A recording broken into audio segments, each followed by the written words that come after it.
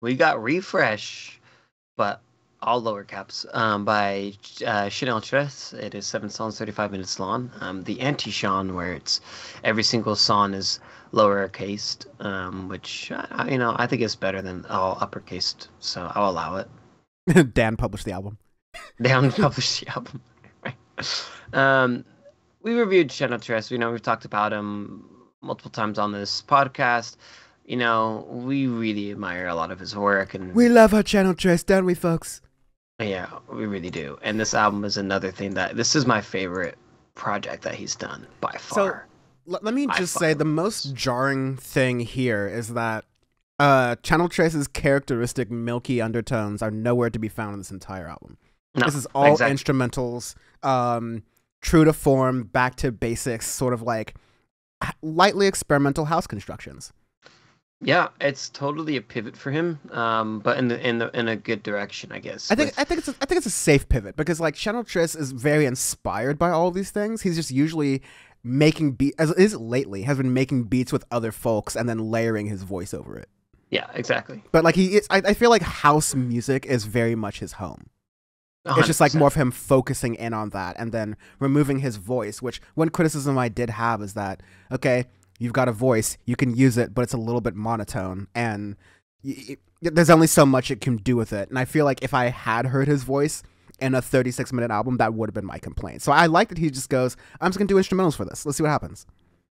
And they're good instrumentals. I think they're very good. I mean, they're understated because it's like tried and true house.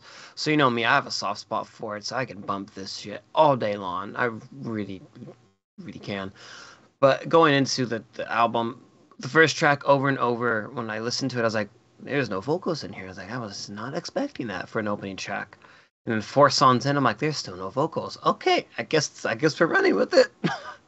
Really wasn't I just wasn't expecting that. And like the first track is like a nice like tropical house almost in the way it's done, and it's a good solid beat. Really like it. It sucks you into the record of what you want, and gets you an idea of what it's gonna sound like and whatnot into it as well. And it's yeah, pretty good with how it sounds. So um and then second track, Willow, really like it. It's definitely more understated compared to Over and Over, but I do really like the drum beat a lot.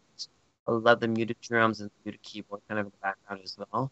I guess that might be my only complaint of the record is it is a little bland in the way it's produced.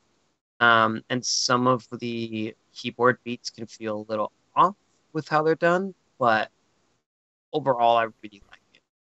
Especially because of like hearing so much Channel Trust from before, you know what he can do. So it's nice for him to pivot a little bit and really hone into making beats and whatnot. So now what I want after this record is okay, I want you to take the best stuff from what you've done before, which is obviously vocal range on doing that, on top of beats that you make instead of really partnering up with people and doing that. And then see what you can do from there and experiment and branch out a little bit. Like we have this house sound that I adore that is very good.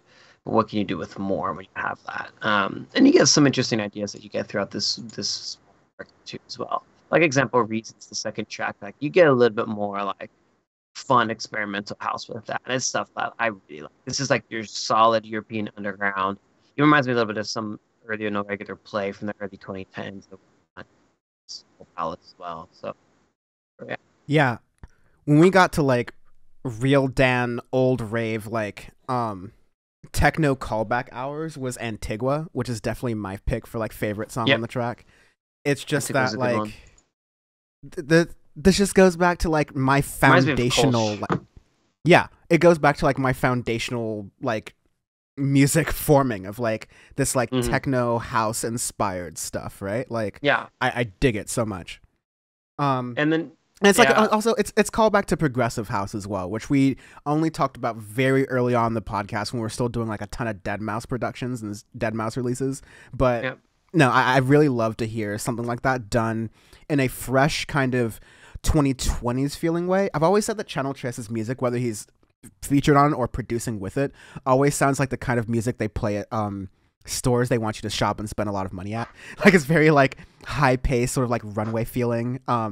Stuff Yeah. you would hear at like a Top Shop or an H&M. Not as like a pejorative way, but it's like it's runway music. Like it's Yep. like high fashion, like trendy, like thoughtful production, but thought to be sort of like this like upper echelon inspired kind of deal. And I think you get that here, but with really thoughtful production, which I appreciate. For sure. Like, and then skipping to the last track, because you get my favorite, which is a straight up runway track, which is Prada. Fucking love it so much. It's that like solid 2000 house that I grew up listening to and grew up really 2000? enjoying. What? I thought you just said 2000. Oh. I know. Like That's the year a weird way to see 2000. that. It's like saying 2004. Like, it just sounds weird. And I hear boomers doing that, so. I hear people do that sometimes, yeah. And back in 2004, I'm like, what? You good? That was 2004, you Berenstain Bears piece of shit. You know it, I know it, everybody knows it. It was 2004. 04 if you want to shorten it, god damn it. But not 2004. It don't work like that. But Sang along if you know the words. La, la, la, la, la, la. Anyways.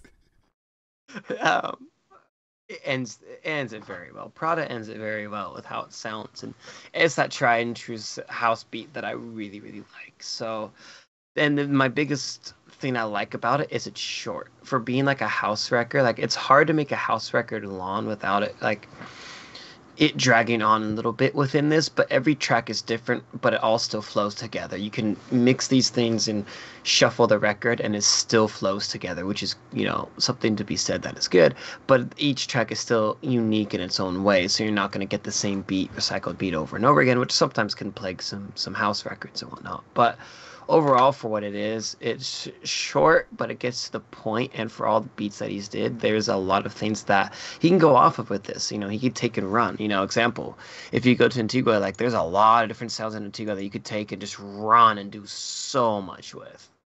So totally, overall, I really like it. Would be nice if we lived in the kind of music ecosystem where trap artists thought to take some of these beats and flip them and make better songs. Oh, man, you could would be nice. Yep. We were still a little bit upset from our reviews of recent trap music, so give us a break there. Anyways, we do arbitrary scales every week on Audioface because our review is our review and what we said in it makes the most sense. But if you want something that doesn't make sense, we'll give you a ranking system that's either numbered or lettered or involves international pet federations. So these are international pet federations. So this is the international dog competitions, like the New York dog shows and stuff. Whatever federation that is, whatever that's considered, whatever the FIA equivalent of the fucking the dog shows. That's what I want. This is bison. Bison. This is bison. I want a bison federation. This is maybe I am thinking too much about current events, but I just want something that's strong like ox. This album represents strong like ox. Maybe they're Catalina hiding from the white folks. Right.